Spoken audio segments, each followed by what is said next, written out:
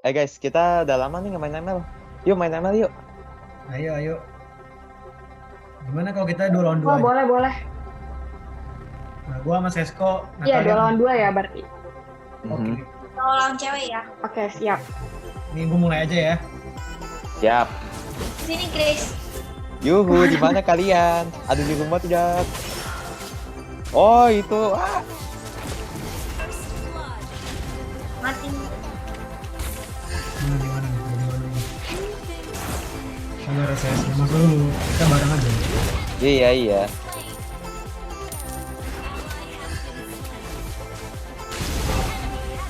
Aduh, gak berani nekat kayak tadi dah. Ya ya ya ya ya ya ya. Dua nih. Dua. Sabar. Bisa nih gua salah pick hero nih kayaknya nih. Kena tuh. Oh no. Gak berani lewat gua. If are you okay? Mati 3 sama kita. Aduh. Oke. At least if kalau yang bisa gue lakukan adalah untuk tidak mati. Iya nih, iya iya. Sama ya. Aduh. Oh, tolong, Nek, tolong. Begini. Satu lagi dong kita menang. Ayo If, gue support moral. Tahu nih pada takut ini. Woi, kalian takut ya sampai nggak mau maju ya? Ngapain takut? Kan kalian perlu ngasih dua kan? Oke, 4 sama kita. Let's go, let's go. Ayo kita bersama sih. Ayo, ayo, ayo. Kita menang ini. Santai aja, Ses. Kita udah 4 sama nih. Tenang nih, orang sabar itu disayang Tuhan nih.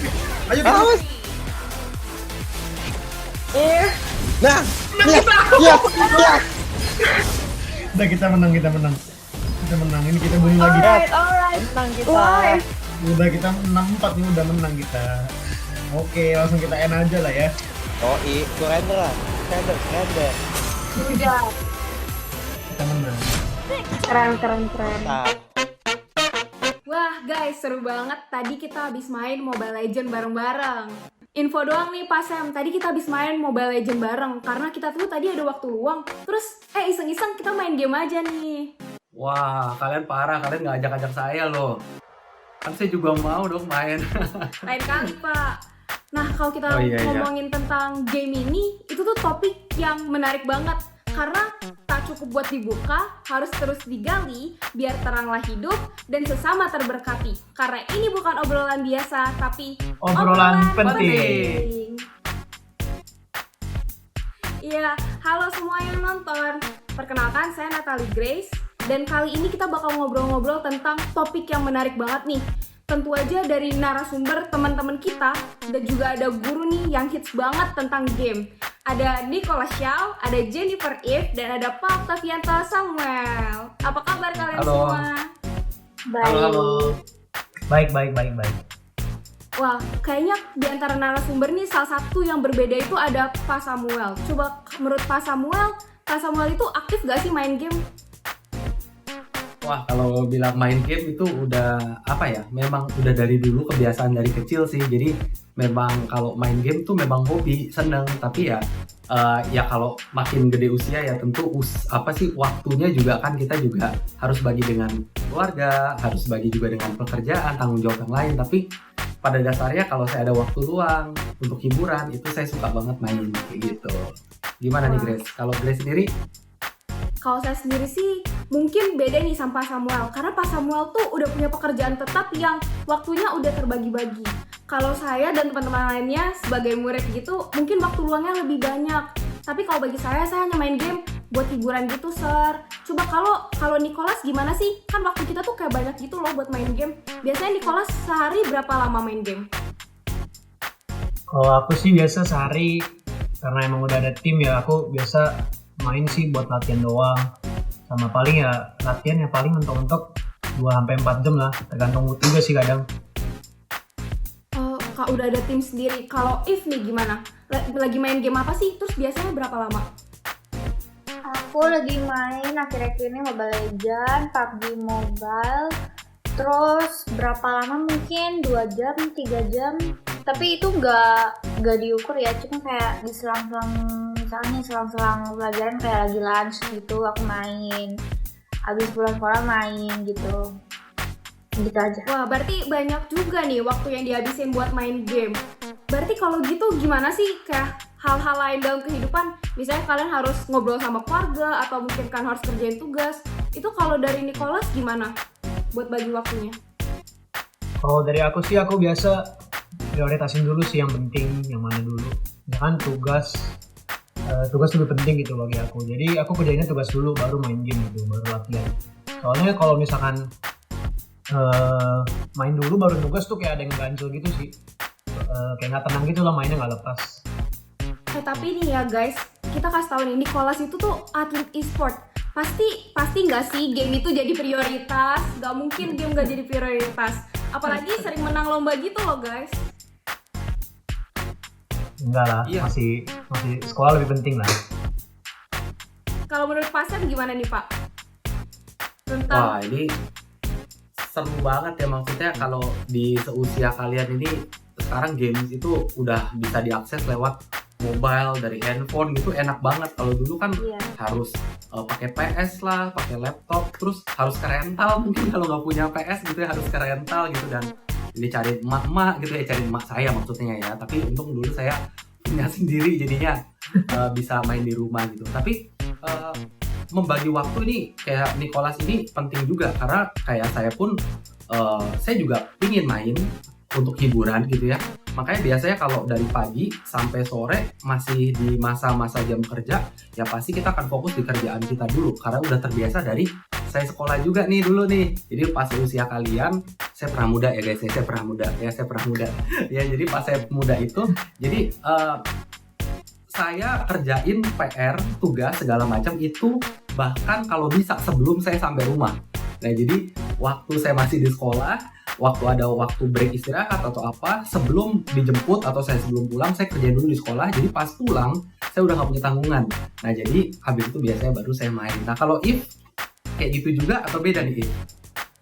Aku kayaknya beda deh, karena gak se-organize itu sih. Cuman ya tetap berusaha lah balancein antara sekolah sama game. Soalnya kalau sekolah keteteran juga orang tua pasti juga berusaha ngomongin, terus pernah juga mama aku ngomongin, dan pernah juga aku disita beberapa kali, tapi itu bukan SMA ya, itu ke SMP, SD gitulah. Oke. Dan sekarang mungkin udah lebih tahu, udah lebih sadar diri lah. Wah, tapi nih ya guys, dengar-dengar kan kalian semua sering main game. Terus dengar-dengar nih, kalau di Instagram atau di sosmed lainnya, itu banyak banget yang berantem gara-gara game. Kayak ada aja konflik gara-gara game. Kalau Nicholas pernah nggak sih berantem, kesel gara-gara kalah, atau berantem gitu sama teman gara-gara main game? Oke, kalau dari aku sih, aku udah pernah ngerasain dua sisi ya. Dulu tuh aku berantem terus, sama yang sekarang tuh kan emang udah beda. Soalnya kalau menurut aku tuh, berantem tuh gak ada gunanya ya kalau di game ya. Game kita main belajar bareng gitu lah ya, istilahnya. Jadi kalau menurut aku sih, berantem ya memang masih banyak sih yang begitu. Cuman menurut aku sih, kita semua bisa lah kayak cari tim, cari komunitas yang baik. Terus kita bisa belajar bareng, nggak harus berantem sih menurut aku. Emang ada sih, cuman bisa lah itu diakalin, ada solusinya di setiap masalah gitu bagi aku. Nih kalau menurut Pak Sam gimana nih Pak? Menyikapi kalau banyaknya orang-orang yang toksik terus membawa dampak negatif bagi kita saat main game. Nah, ini kalau ngomongin toxic ya, kita nggak lepas ya, maksudnya memang dunia kita kan memang sudah ya seperti ini begitu ya. Jadi kalau ketemu di online itu ya mungkin Nicholas sama If mungkin paling tahu ya kalau udah ketemu temennya yang mungkin dari negara seberang gitu ya. Iya, Yang Myanmar ya. depannya- Iya, Iya, sebut Myanmar. saja Myanmar ya. Ya sebut saja Myanmar itu emosi tiba-tiba itu langsung diubun-ubun. Nah, kalau sudah diubun-ubun itu tuh biasanya teman-teman lingkungan kita itu yang toksik. Nah, tapi kembali lagi sih sebenarnya kan kalau hidup adalah pilihan, maka sebenarnya ketika kita meresponi itu juga sebenarnya adalah pilihan kita. Kita mau meresponi toksik itu dengan cara apa gitu. Kita mau tersedot gitu ya, istilahnya kalau kemarin di beberapa waktu yang lalu pihak polis ada gombalan fisika tersedot seperti ke black hole gitu ya. Nah kalau ini kita mau tersedot ke black hole itu atau kita mau menjauh dari black hole itu. Nah jadi mungkin komunitasnya kali ya harus yang kita lihat dulu nih, kita komunitasnya itu drag us down atau bikin kita makin tinggi. Mungkin kayak gitu guys. Nah, kalau If sendiri pernah nggak sih dapat pengalaman toxic atau mungkin justru If yang toxic gitu? Ya emang aku yang dulu aku emang toxic, suka ngomong kata kasar gitu-gitu. Cuman aku kan kalau main itu sama teman-teman real, maksudnya bukan teman-teman online yang cuma aku tahu dari dunia maya gitu. Misalnya aku main sama pacar, sama teman sekolah, teman kelas. Nah kadang kalau aku toxic gitu ya pasti itu berkelanjutan dong, di luar game pun aku jadi berantem gitu sama mereka, relasi aku jadi terpengaruh, kita jadi berantem. Nah makanya aku sekarang kayak udah berusaha nggak toxic gitu, karena itu juga strategi kan. Kalau misalnya kita lagi main game, ada beberapa orang yang kayak kalau ditoksikin mereka jadi ngambek dan mereka justru AFK atau enggak kayak disconnect gitu. Nah itu jadi kayak ya jadi jelek di kitanya juga, kita juga terdampak sih. Wah, dengar-dengar ada mitos nih tentang gaming yang mungkin ini menarik banget. Katanya itu kalau gaming bisa bikin kita itu terisolasi dengan dunia asli. Mungkin apalagi konteks sekarang, misalnya kita main game di kamar nih, kayak tadi kita main bareng, tapi kan kita di kamar masing-masing, kita diam. Terus ternyata di ruang tamu itu keluarga kita lagi ngobrol. Nah, berarti ada jarak yang harusnya game itu, yang harusnya pandemi itu mendekatkan kita, tapi justru menjauhkan kita nih. Kalau Nicholas ada nggak sih pengalaman kayak gitu? Jadi terisolasi gara-gara game? Kalau terisolasi sih mungkin enggak ya, soalnya kalau misalkan emang di keluarga gue tuh kalau misalkan mau ada acara gitu misalkan, ya itu udah dikasih tau dari jauh hari ya, berarti aku udah harus tahu gitu. Oh hari ini nggak boleh main, hari ini ada acara misalkan. Justru kalau misalkan main game tuh bagi aku sih ada waktunya juga sih, maksudnya nggak seharusnya kita main terus-terusan gitu. Karena menurut aku game ya itu yang malah harus jadi hiburan, bukan malah merubah diri kita gitu. Malah justru kita main game, kita mencari komunitas baru, kita mencari teman baru, bukan malah bikin kita makin terisolasi sih, bagi aku gitu. Kalau if dalam main game itu menurut lu lebih banyak dampak negatif atau dampak positifnya sih? Dampak positif ya mungkin itu tergantung juga komunitas kita, teman-teman kita kayak apa, kita cocok atau enggak. Karena emang ada beberapa temen yang kita cocok, misalnya kita temenan, tapi kalau buat main game kita nggak cocok. Misalnya kita yang terlalu emosian, atau dia terlalu emosian, atau dia nggak bisa main game, atau kita yang nggak bisa. Jadi ya itu bener, aku cocok-cocokan aja sih teman-temannya.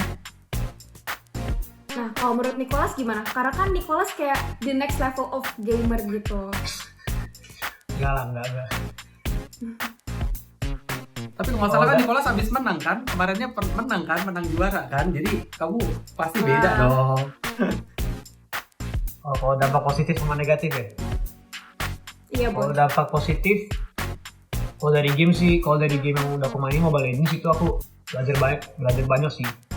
Soalnya menurut aku sih lebih baik dampak positifnya dari negatifnya gitu. Soalnya paling negatifnya tuh mentok-mentok lupa waktu doang lah ya. Mungkin kita lagi keasikan gitu main. Kalau misalkan kita lagi mood banget main, mungkin bisa lupa waktu. Cuma kalau dampak positif sih, kita tuh bisa belajar berusaha, belajar komunikasi yang benar sama teman. Kita bisa memilih pertemanan yang baik gitu. Kalau menurut aku sih bisa membuat kita ini sih lebih mengenal kehidupan lebih lagi sih kalau belajar dari game itu. Nama positifnya sih gitu kalau dari aku. Nah, kalau dari tadi kayaknya yang selalu diomongin itu tentang komunitas dan juga pertemanan bagaimana di gamer. Kalau dari If sendiri nih, ada nggak sih tips-tips gimana biar kita tuh memiliki komunitas yang baik dalam bermain game?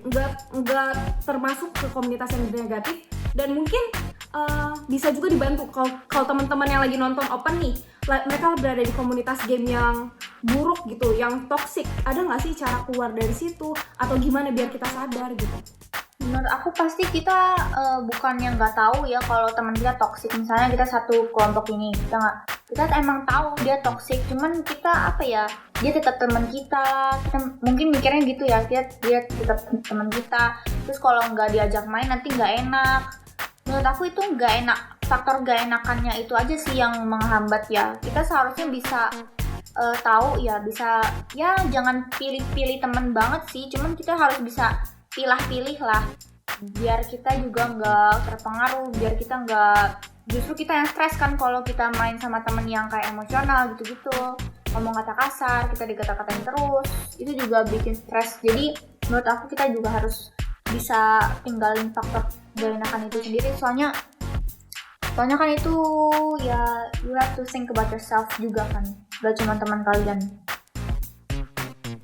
Coba deh kalau dari Pasen, karena kan Pasen harusnya pengalamannya lebih banyak, terus level kebijaksanaannya tuh lebih tinggi gitu loh, Sir. Gimana nih, Sir? Kita anak muda yang mudah terpengaruh gitu, Sir. Kalau berada di komunitas yang negatif itu, ada nggak sih, Sir, cara keluarnya sebelum kita terlambat? Nah ini memang tadi saya setuju banget dengan If begitu ya. Tadi juga Nicholas sebenarnya sempat sampaikan di awal bahwa ya sebenarnya komunitas itu kan seperti lingkaran ya, seperti lingkungan kehidupan kita gitu loh. Kalau sekeliling kita itu adalah sesuatu yang negatif, ya kalau kita tidak memutuskan untuk keluar gitu ya tentu kita akan ada di sana terus dan kita akan terjebak semakin lama dan kita akan makin serupa dengan lingkungan tersebut. Nah tapi kalau di usia kalian mungkin satu yang penting adalah kalian tahu mana hal yang penting dan prioritas terlebih dahulu. Misalkan lebih pentingin keluarga, lebih pentingin juga pendidikan, tanggung jawab kalian. Nah ketika kalian tahu prioritas kalian di mana, tadi seperti Nicholas dan juga If, otomatis nanti hal yang ada di tingkat kedua, ketiga, keempat dan seterusnya pasti itu yang nantinya akan kita kalahkan. Jadi lebih baik misalkan daripada main game bikin aku itu jadi makin toksik, lebih baik aku keluar dari tim tersebut atau misalkan dari komunitas tersebut. Tapi bukan artinya tali silaturahmi itu putus sama teman-teman kita, karena kan tadi If juga ngomong bagaimanapun juga kalau kita mabarnya sama teman-teman kita ya tetap aja temennya lanjut tapi mungkin gamenya yang nggak lanjut, mungkin kayak gitu kali Chris. Nah, pas banget Pasen tadi ungkit tentang kesempatan dan juga bagaimana dari game itu bisa membawa keuntungan bagi kita. Nah, kita lihat nih dari Nicholas, dia itu udah atlet dari e-sport ini sendiri. Kepikiran gak sih Nicholas buat jadiin e-sport ini sebagai profesi? Karena sekarang penghasilan dari e-sport udah gak kalah sama profesi konvensional lainnya kayak dokter, pengacara. Terus e-sport juga udah semakin maju, udah ada regulasinya tersendiri. Pernah kepikiran gak sih kayak gitu? Untuk jadi profesi ya, mungkin kalau untuk jadi profesi itu kepikiran banget sih, soalnya kalau misalkan kayak aku nih, misalkan udah di tengah begini, kalau misalkan stop tuh sayang banget gitu. Tapi kalau misalkan ngomongin profesi ya aku juga masih pengen kuliah sih, maksudnya aku masih pengen belajar lebih banyak juga, misalkan tentang bisnis, misalkan aku jurusannya ntar mau bisnis gitu. Soalnya aku masih agak mikir-mikir sih 50-50 gitu kalau misalkan jadi profesi dibanding kuliah. Nah, tapi Nicholas kan sekarang lagi menjalani nih bagaimana perkembangan dari game itu sendiri di dunia nyata. Apalagi Nicholas langsung ikut cemplung ke dunia game itu. Menurut Nicholas, dunia game ini bakal bertahan gak sih buat nanti ke depannya? Oh mungkin. Apalagi dibuat profesi itu sendiri. Oh kalau misalkan ngomongin bertahan sih, ini menurut aku bakal bertahan terus sih, soalnya sampai kapanpun kan kita butuh hiburan kan. Dan teknologi juga bakal kepake terus gitu. Jadi bagi aku game ini bakal semakin berkembang terus sih, bukannya malah menurun gitu. Malah makin orang yang makin banyak yang minat gitu. Nah, pas banget tadi kata Nicholas tuh bakal makin berkembang. Kalau If ada ketertarikan nggak untuk seriusin di dunia game ini? Kalau aku ya kayak go with the flow aja sih. Kalau emang aku ternyata nanti bisa berkembang lagi, bisa mainnya lebih serius lagi, ya why not. Tapi kalau sekarang aku masih treat game itu kayak lebih sekedar hobi, sebagai entertainment yang tadi Nicholas bilang itu. Jadi bukan untuk sesuatu yang aku seriusin sekarang gitu, karena kan masih ada sekolah masih panjang kan, masih ada kuliah gitu-gitu. Dan aku merasa ya itu aku masih passionnya di jurusan yang nanti aku bakal ambil. Nah, jadi kita bisa lihat dari Nicholas sama If juga nih, Sersan. Ya. Ternyata ada loh, mungkin banyak loh murid-murid yang berambisi untuk jadiin gamer sebagai profesi. Nah, kalau menurut Sersan gimana sih, Ser? Apalagi kan sekarang kita jadi murid nih. Kita tuh punya kewajiban buat belajar. Gimana biar menyeimbangkannya dan juga mungkin tetap menjalankan ambisi kita itu tadi, Sir. Oke, nah ini kita harus bedain dulu nih. Maksudnya kan tadi sebenarnya ada dua istilah kalau Grace dan juga teman-teman Nicholas, Eve dan juga teman-teman sahabat Open yang ada di rumah gitu ya. Tadi perhatikan sebenarnya ada kata hobi atau penikmat. Mungkin saya pakai kata istilahnya adalah penikmat. Yang satu adalah atlet. Nah ini jadi dua profesi yang berbeda nih. Jadi kita tujuan main gamenya apa? Apakah kita sekedar untuk mencari hiburan atau memang untuk kita jadikan profesi? Nah ini fakta memang membuktikan di tahun 2021 ini sudah ada pekerjaan yang mungkin 10 tahun lalu ya maksud saya itu nggak kebayang gitu. Seperti cyber athlete. Bahkan di Asian Games yang kemarin waktu Indonesia sebagai tuan rumah itu ada salah satu cabang kategori olahraganya adalah Mobile Legends juga gitu. Jadi di mana e-sport sudah menjadi kategori untuk memperebutkan medali. Coba bisa bayangkan ya teman-teman ya maksudnya di sini. Nah, jadi tentunya pasti generasi muda saat ini pingin banget nih ingin membanggakan orang tua, membanggakan negara.